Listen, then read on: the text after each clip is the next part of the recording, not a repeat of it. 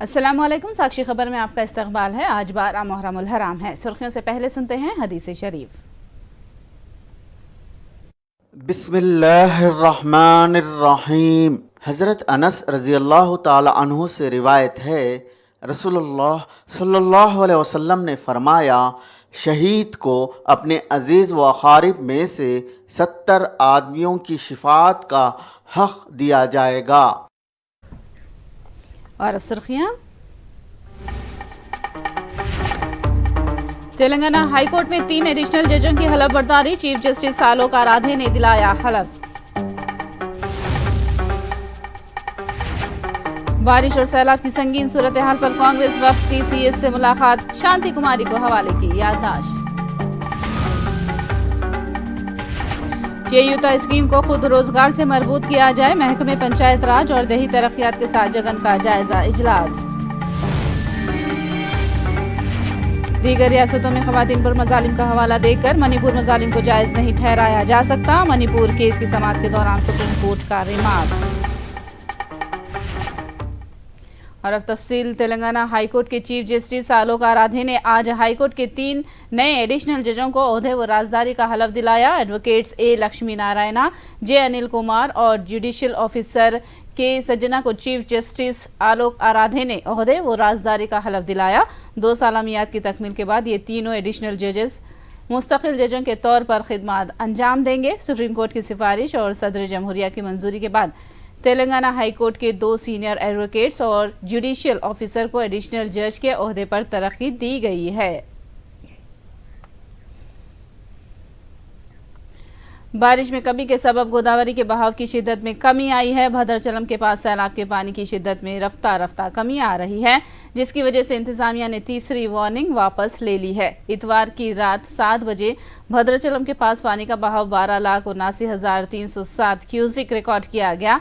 फिलहाल यहां दूसरी वार्निंग बरकरार है। महाराष्ट्र, तेलंगाना, छत्तीसगढ़ और तेलंगाना में बारिश रुक जाने के सबब गोदावरी में सैलाब की शिद्दत में कमी वाक़ई हुई है।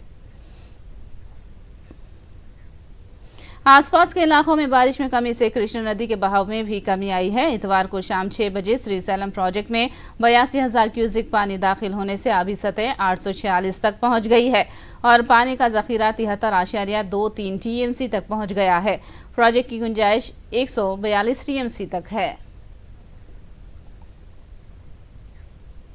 तेलंगाना में आने वाले 2 दिनों में बाज़ इलाकों में हल्की या औसत दर्जे की बारिश हो सकती है। महकमे मौसमियात ने ये बात बताई है।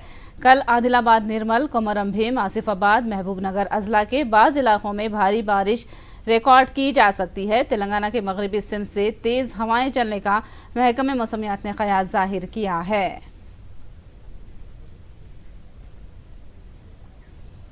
तेलंगाना कांग्रेस के वफ़द ने चीफ सेक्रेटरी से मुलाकात की और तेलंगाना में सैलाब की सूरत हाल और बारिश से फसलों के नुकसान से मुतालिक एक याददाश्त पेश की। सीएलपी लीडर भट्टी विक्रमार्का और कांग्रेस किसान संघ के कौमी नायब सदर कोदंडा रेड्डी ने वफ़द की क़ियादत की। उन्होंने कहा कि बारिश और सैलाब की संगीन सूरत हाल पर फौरी काबीना इजलास बुलाया जाता है, लेकिन इतने दिन बाद काबीना इजलास बुलाने का मकसद सिर्फ सियासी नजर आता है।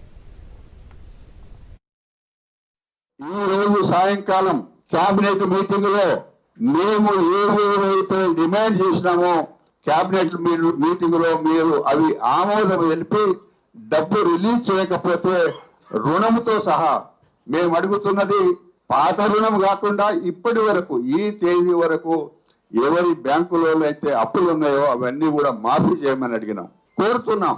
ఒకవేళ మీరు మేము ఇచ్చిన రిప్రజెంటేషన్ సాయంకాలం సమూలంగా డిస్కషన్ చేసుకొని మీరు నిధులు విడుదల చేసి ఆ విధంగా ఆదుకోకపోతే కాంగ్రెస్ పార్టీ ప్రజల పక్కన నిలబడి ప్రజా పోరాటం చేస్తాము, మిమ్మల్ని ఎక్కడ కూడా తెలియకుండా చేస్తామనేది నేను మీడియా ద్వారా మనవి చేస్తా ఉన్నా।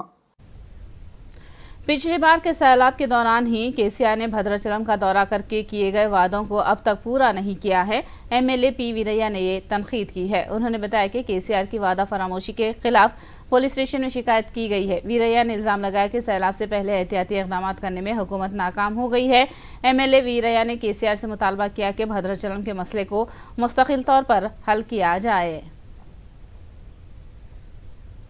ముఖ్యమంత్రి గారు మరి ఆనాడు ఇచ్చినటువంటి వాగ్దానం 100 కోట్లు, ఏనాడు 2016లో ఇచ్చింది 100 కోట్లేనానే, 100 కోట్లు.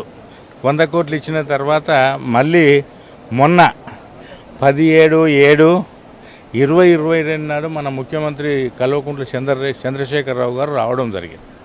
వచ్చిన సందర్భంలో 1000 కోట్లు ఇస్తానన్నాడు. తర్వాత దీనంతా ఎక్స్పర్ట్స్ కమిటీ తోటి మొత్తం అంతా వరదలు రాకుండా నిర్మాణం చేద్దాము, ఏది కరకట్టలని చెప్పి ఆనాడు చెప్పి వెళ్ళిపోవడం జరిగింది.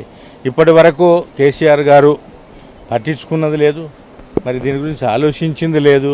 దీని గురించి ఏమాత్రం పట్టించుకోకుండా యాజ్ ఇట్ ఈజ్గానే ఉండడం చాలా దురదృష్టకరం. ఇటువంటి పరిస్థితులు ఎక్కడైనా ఉత్పన్నం కాకుండా మొత్తం కరకట్టలు తయారు చేస్తే బాగుంటుంది అనేది రాష్ట్ర ముఖ్యమంత్రి గారికి మేము రాసి లిఖితపూర్వకంగా కూడా ఇవ్వడం జరిగింది. आदिलाबाद पेदापल्ली पार्लिमानी हल्के से ताल्लुक़ रखने वाले साबिक़ एमएलएज ने बीजेपी में शमूलियत इख्तियार कर ली। कांग्रेस पार्टी से ताल्लुक़ रखने वाले साबिक़ एमएलएज संजीव राव और श्रीदेवी ने मरकजी वजीर किशन रेड्डी की मौजूदगी में बीजेपी में शमूलियत इख्तियार कर ली। किशन रेड्डी ने उनका पार्टी में खैर मकदम किया। किशन रेड्डी ने डबल बेडरूम्स की फराहमी के मामले में धोखा देने का केसीआर हुकूमत पर इल्ज़ाम लगाया। नया जॉइनिंग्स लगातार चल रही हैं। 2 दिन पहले दिल्ली में कांग्रेस पार्टी से प्रमुख लोग पार्टी में शामिल हुआ है। आज भी आदिलाबाद जिला के 2 शेड्यूल कास्ट के एक्स-एमएलएस संजीव राव जी और श्रीमती श्रीदेवी जी, दोनों शेड्यूल कास्ट के सामाजिक संबंधित भूतपूर्व विधायक है। ये लोग दोनों भी उनके संबंधित कार्यकर्ताओं के साथ कांग्रेस पार्टी को इस्तीफा देकर बीजेपी में शामिल हुआ है। उस 2 लोगों को मैं भारतीय जनता पार्टी के द्वारा स्वागत करता हूं। दोनों शेड्यूल कास्ट सामाजिक वर्ग है। दोनों आज जॉइनिंग से आदिलाबाद जिला में खासकर पेद्दापल्ली पार्लियामेंट कॉन्स्टिट्यूंसी पार्टी और मजबूत होगा।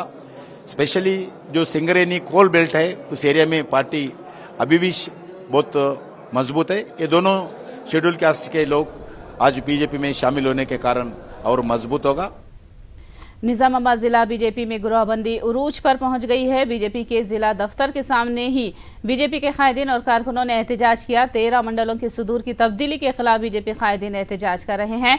एहतजाजी कायदीन और कारकुनों ने एमपी अरविंद पर मनमानी करते हुए गैर मजाज तरीके से 13 मंडलों के सुदूर को बदल दिया है। नाराज कारकुनों ने दफ्तर के रूबरू धरना मुनज़्ज़म किया। शहर में आशूब चश्म यानी आंखों के इन्फेक्शन की शिकायत आम हो गई है। डॉक्टरों का कहना है कि मौसमी बीमारी है। सरोजनी आई अस्पताल के सुप्रिंटेंडेंट डॉक्टर रामालिंगम का कहना है कि जहां तक हो सके हाथों से आंखों को छुआ ना जाए और इसके अलावा साफ पानी से आंखों को साफ करने का मशवरा दिया। కానీ లేకపోతే వింటర్ సీజన్లో కానీ టెంపరేచర్ తక్కువ కావడం వల్ల వైరల్ ఇన్ఫెక్షన్ స్ప్రెడ్ అయ్యే ఛాన్సెస్ ఎక్కువ ఉంటుంది. దాంతోపాటు బ్యాక్టీరియల్ ఇన్ఫెక్షన్ కూడా స్ప్రెడ్ అవుతుంటాయి. ఇప్పుడు ఈ కారణం ఏంటంటే ఈ ఇన్ఫెక్షన్ స్ప్రెడ్ కావడం వల్ల చాలామందికి ఈ కళ్ళకలక బారిన పడుతున్నారు. ఇది ఎలా సోకుతుంది అంటే మీరు వర్షంలో తడవడం వల్ల కంట్లో నీరు పోవడం వల్ల అది కలుషితమైన నీరు కాబట్టి కంజంక్టివిటిస్ వచ్చే ఛాన్స్ ఎక్కువ ఉంటుంది. తర్వాత ఎక్కడైనా గ్రూప్లో ఉండడం, గ్రూప్ అంటే మీకు మీటింగ్లు కానీ లేకపోతే స్కూల్స్ కానీ లేకపోతే ఏదైనా సమావేశాలలో చాలామంది గుమిగూడి ఉంటారు. తర్వాత వర్షాకాలం కాబట్టి ఇంట్లో కూడా అందరూ ఇళ్లలోనే ఉంటారు. సో వాళ్ళ నుంచి స్ప్రెడ్ అయ్యే ఛాన్స్ ఉంటుంది. ఒకవేళ ఒక పర్సన్ ఇన్ఫెక్ట్ అయి ఉంటే మనం తగు జాగ్రత్త తీసుకోకపోతే ఆ ఇంట్లో ఉన్న వాళ్ళందరికీ ఈ ఇన్ఫెక్షన్ వచ్చే ఛాన్సెస్ ఎక్కువ ఉంటుంది. इंसानी स्मगलिंग को रोकने के लिए बैनुल-अक़वामी एंटी ह्यूमन ट्रैफिकिंग डे का इनेकाद किया गया। इस सिलसिले में विजयवाड़ा में कलेक्टर दफ्तर में एक पोस्टर का इजरा हुआ। जिले के कलेक्टर डली राव ने एंटी ह्यूमन ट्रैफिकिंग का पोस्टर जारी किया और इंसानों की स्मगलिंग से मुताल्लिक़ अवामी शऊर बेदार करने पर जोर दिया। ప్రతి గవర్నమెంట్ డిపార్ట్మెంటు ప్రతి సొసైటీలో ఉన్నటువంటి ప్రతి వ్యక్తి ఇంక్లూడింగ్ మీడియా అందరూ కూడా దీనిని బయటికి తీసుకొచ్చి ఇలా తప్పు జరుగుతుంది అని చెప్పి చేయగలిగితేనే ఇది ఈ యాంటీ ట్రాఫికింగ్ అనేటువంటి యాక్టివిటీ ఎఫెక్టివ్గా అనేటువంటిది మనం ఇంప్లిమెంట్ చేయగలుగుతాము. సో అటువంటివి జరగకుండా ఉండాలని చెప్పేసి దానికి తగ్గట్టుగా ప్రతి డిపార్ట్మెంటు దీనిని తగ్గ సపోర్ట్ అనేటువంటిది పోలీస్ డిపార్ట్మెంట్కి అండ్ అదర్ ఎన్ఫోర్స్మెంట్ డిపార్ట్మెంట్కి సపోర్ట్ ఇవ్వాలని చెప్పేసి కోరుకుంటున్నాను. దీనికి ఎన్జిఓస్ కూడా చాలా యాక్టివ్ రోల్ అనేటువంటి ఉండడం వారికి కూడా ప్రత్యేకమైనటువంటి అభినందనలు తెలియజేసుకుంటున్నాను. అంటే మిస్సింగ్ సంబంధించింది ఏదైతే ఉందో 1098 మన చైల్డ్ లైన్కి సంబంధించినటువంటి నెంబర్ ఉంది కాబట్టి ఎక్కడైనా మిస్సింగ్ సంబంధించినటువంటిది ఏదైనా జరిగితే వెంటనే 1098 కానీ లేకపోతే పోలీస్కి సంబంధించినటువంటి 100 కానీ లేకపోతే 112 కానీ వెంటనే కాల్ చేస్తే వెంటనే పోలీస్ డిపార్ట్మెంట్ వాళ్ళని రెస్క్యూ చేసే విధంగా అన్ని చర్యలు అనేటువంటి తీసుకుంటుంది.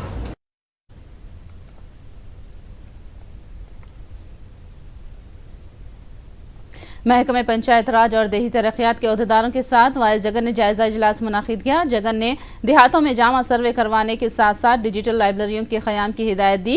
साथ में शहरी इलाकों में भी डिजिटल लाइब्रेरीज कायम करने का मशवरा दिया। इमदादी स्कीम के तहत खुद रोजगार की हौसला अफजाई करने पर जोर दिया।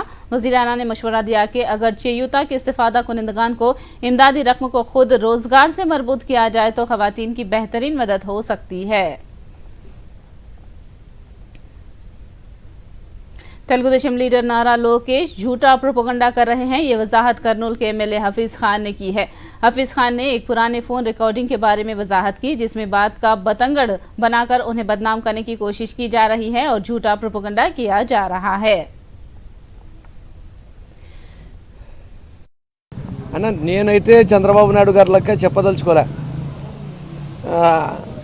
They have briefed me I am with you అని చెప్పి వాయిస్ రికార్డులతో సహా ఆయన తప్పు చేస్తూ దొరికిపోయినా దాంట్లో ఏం తప్పు ఉంది చెప్పన్నా, నువ్వే ఏమైనా తప్పు ఉందా? ఏం మాట్లాడినా నేను? ఇప్పుడు 1,00,000 మనుషులు వస్తారు, వాళ్ళతో రకరకాల సమస్యలు ఉంటాయి, వాళ్ళకు అందరితో మాట్లాడతాము. మేము కూడా ఏమైనా వ్యాపారం చేసుకోవాలన్నా లేదంటే అప్పు తీసుకోవాలన్నా లేదంటే ఏమైనా మా ఆస్తులు అమ్ముకోవాలన్నా మాట్లాడతాము. కొన్ని ట్రాన్సాక్షన్స్ జరుగుతాయి, కొన్ని ట్రాన్సాక్షన్స్ జరగవు. ఇప్పుడు మీరు నాకు ఆ ప్రశ్న అడిగే బదులు ఆ బాధితురాలు ఎవరైనా ఉంది అని ఒకవేళ ఉంటే ఆమెకు అడగండి ఏం జరిగింది అనేది. ఆమె మాట్లాడితే దాని తర్వాత మనం మాట్లాడదాము. లేదు నా పూజలు అన్న, ఇప్పుడు నువ్వే వచ్చి టీటీడీలో నాకు లెటర్ కావాలా అని చెప్తావు, ఇస్తాము. శ్రీశైలంలో మంచిగా ఇది కావాలా, దర్శనం కావాలా అని చెప్తారు, చేపిస్తాము. ఎవరైనా సార్ మా ఫలానా గురువుగారి దగ్గరికి పోతున్నాము, ఇక్కడ ఫోన్ చేసి చెప్పండి సార్ మేము ఆయనతో దర్శనం కోసం పోతున్నాము అంటే సర్లేమ్మా చెప్తాము అని చెప్తాము. లేదంటే ఎక్కడైనా పోలీస్ ఆఫీసర్ దగ్గరకో కలెక్టర్ అమ్మ దగ్గరకో ఎంఆర్ఓ గారి దగ్గరకో పోతాం సార్ మీరు ఒక మాట చెప్పండి అని చెప్తాము. దాంట్లో ఏం తప్పు ఉంది? దాంట్లో ఏమైనా తప్పు ఉంటే వాళ్ళు మాట్లాడితే బాగుంటుంది. हर इदारे में बदउनानी करना, धोखाधड़ी करना और बोगस वोटों को शामिल करना महज बाबू का ही शेवा है। इन ख्यालात का तिरुपति के एमएलए भूमना करुणाकर रेड्डी ने इजहार किया। भूमना करुणाकर रेड्डी ने तिरुपति में हुकूमत अवाम की दहलीज प्रोग्राम के दौरान चंद्रबाबू पर शदीद तनकीद की। भूमना करुणाकर रेड्डी ने इस प्रोग्राम के दौरान मुकामी अवाम से हुकूमत की फलाही स्कीमात पर अमलावरी के ताल्लुक से दरियाफ्त किया और उनके मसाइल की समाअत की। दिल्ली में भी महकमे तालीम की जानिब से मुनक़िद की गई तालीमी स्टॉल्स का मरकजी वजीर धर्मेंद्र प्रधान ने मायना किया। नई तालीमी पॉलिसी पर अमल करते हुए शाया करदा 2 लिसानी किताबों का मायना करके उन्होंने हुकूमत की सताइश की है। कौमी तालीमी पॉलिसी 2020 के तीसरे साल के मौके पर मरकजी महकमे तालीम ने कुल हिंद कौमी तालीमी प्रोग्राम का आगाज़ किया। महकमे तालीम के आला ओहदेदार बी श्रीनिवास राव ने AP में अमल किए जा रहे तालीमी स्कीमात से धर्मेंद्र प्रधान को वाकिफ कराया। डिजिटल तालीम, तलबा के टैब्स की तकसीम, मनीबड़ी और नाडो नेडो तालीमी इस्लाहात के बारे में जानकर मरकजी वजीर ने AP हुकूमत की सताइश की। पेदापुरम हल्के में सियासत गर्म आ गई है। आनोमेटा मट्टी के खुदाई के ताल्लुक से YSR कांग्रेस कोऑर्डिनेटर D दोरा बाबू पर लगाए गए इल्जामात की उन्होंने तरदीद की। तेलुगुदेशम के साबिक वजीर चिन्ना राजप्पा को उन्होंने लाई डिटेक्टर का चैलेंज किया। उन्होंने कहा कि सच्चाई साबित करने के लिए वो लाई डिटेक्टर टेस्ट करवाने तैयार हैं। क्या चिन्ना राजप्पा भी इसके लिए तैयार हैं?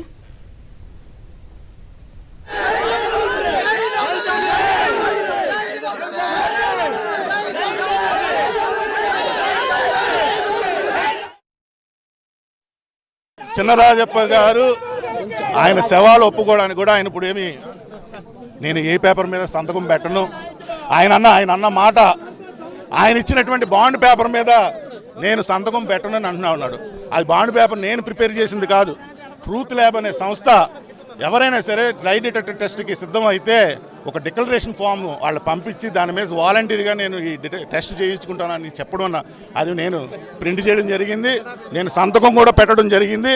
నువ్వు దమ్మున్న నాయకుడు అయితే, నీతివంతమైన నాయకుడు అయితే 2014 నుంచి 2019లో ₹1 కూడా మింగని నాయకుడైతే దమ్ముంటే రా తేల్చుకుందాం. ముందు సంతకం పెట్టు. సంతకం పెట్టిన వెంటనే 2 రోజుల్లో టెస్ట్కి వాళ్ళు వస్తారు. నువ్వు అన్నట్టు మేమేం పోలీసులను పెట్టి ఆపడం లేదు. ఎందుకంటే అవన్నీ ట్రిక్స్ అన్నీ తెలిసిన వ్యక్తి నువ్వు. ఎందుకంటే 2014, 2019లో హోమ్ మినిస్టర్గా పనిచేసి ఆ రోజు ముద్రగడ పద్మనాభం గారు అవ్వచ్చు, వాళ్ళ భార్యని అందరినీ కూడా బూతులు తిట్టి తొక్కిన వ్యక్తి నువ్వు. ఈరోజు బహిరంగంగా సవాల్ చేస్తున్నా, మా కార్యకర్తలు ఎవరు రారు, దమ్ముంటేరా నువ్వు నేను ఎక్కడైనా అమలాపురం అయితే మీ స్వగ్రహమైనట్టు ఉప్పలగుప్తం అమలాపురం అక్కడే పెట్టుకుందాం టెస్ట్. దమ్ముంటేరా, నేను దమ్మున్నవాడిని కాబట్టి నేను వస్తాను. रेलवे प्रोटेक्शन फोर्स आरपीएफ के एक कांस्टेबल की फायरिंग में 4 अफराद हलाक हो गए हैं। महलुकीन में असिस्टेंट सब इंस्पेक्टर भी शामिल है। फायरिंग का ये वाकया महाराष्ट्र के पलघर रेलवे स्टेशन में Jaipur Mumbai central superfast express में पेश आया। फायरिंग करने वाले मुलजिम आरपीएफ कांस्टेबल चेतन सिंह को पुलिस ने गिरफ्तार कर लिया है, जो फरार होने की कोशिश कर रहा था। चेतन ने अपने ऑटोमेटिक राइफल से फायरिंग की। महलू के असिस्टेंट सब इंस्पेक्टर की शिनाख्त टीकाराम मीना के तौर पर की गई है। फायरिंग में 3 मुसाफिरीन भी जद में आ गए।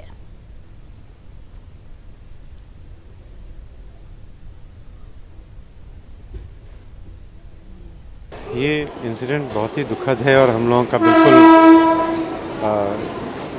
दिल से हमें बहुत बुरा लग रहा है। ये एक आरपीएफ के कांस्टेबल और एक आरपीएफ के एएसआई और 3 पैसेंजर्स या 3 लोगों को गोलियां लगी हैं। इसमें जो आरपीएफ के कांस्टेबल ने तो सरेंडर कर दिया है और एएसआई और 3 पैसेंजर्स जो थे उनको हॉस्पिटल में अभी ट्रीटमेंट दिया जा रहा है। जो अभी खबर आई है कि उनको गोली लगी है। सर ये तीनों की डेथ हो गई है या फिर ये सीरियसली इंजर्ड है? ये अभी ऑफिशियली डिक्लेयर नहीं किया। हमें जीआरपी को हम लोगों ने सारा कुछ सौंप दिया है क्योंकि उनका जुरिसडिक्शन है। तो ये जैसे ही खबर वो कंफर्म करते हैं तो we can say that, but situation Manipur में खवातीन पर होने वाले मजालिम पर केस की सुप्रीम कोर्ट में समाअत हुई। Chief justice D.Y.. चंद्रचूड़ ने कहा कि मणिपुर में जो कुछ हुआ उसे दूसरी जगह के वाकयात का हवाला देते हुए जायज नहीं ठहराया जा सकता है। चीफ जस्टिस ने मरकज से पूछा कि आसपास के मणिपुर के आपके पास मणिपुर के हवाले से क्या तजावीज़ हैं? क्या आप हिंदुस्तानी बेटियों का तहफ़्फ़ुज़ करना चाहते हैं या तहफ़्फ़ुज़ नहीं करना चाहते हैं? मरकज़ ने कहा कि इस केस में सुप्रीम कोर्ट की निगरानी वाली कमेटी के क़याम पर उसे कोई एतराज़ नहीं है। मणिपुर मसले पर हुक्मरान जमात ने पार्लियामेंट में मुख्तसर बहस कराने का ऐलान किया है। ताहम अपोजिशन कायदा 267 के तहत जामा बहस की मांग कर रही है। मणिपुर मसले को लेकर राज्यसभा में हुक्मरान बीजेपी और अपोजिशन जमातों के दरमियान तकरार हुई। पार्लियामेंट सेशन के आगाज के साथ ही अपोजिशन पार्लियामेंट में तमाम कार्रवाइयों को मुलतवी करते हुए सिर्फ जामा बहस की मांग कर रही है और वज़ीर-ए-आज़म मोदी से बयान देने का मुतालबा किया जा रहा है।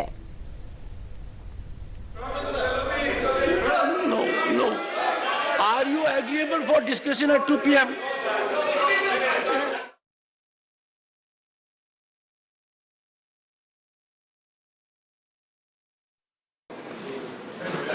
This is the 9th or 10th day.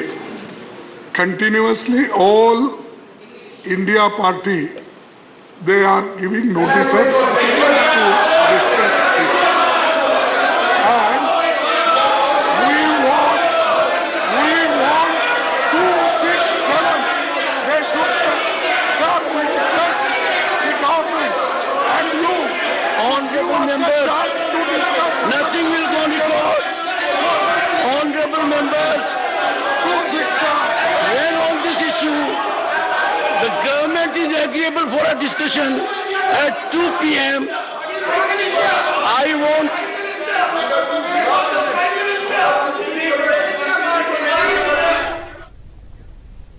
Washer Congress parliamentary party के लीडर विजय साई रेड्डी ने राज्यसभा में इनसदाद हरासानी खवातीन के ताल्लुक से हुकूमत से वजाहत तलब की।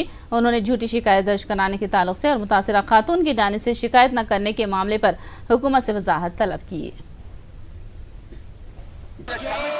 Committee arrives at a conclusion that the allegation was false or malicious, it may recommend that the action be taken against the woman who made the complaint.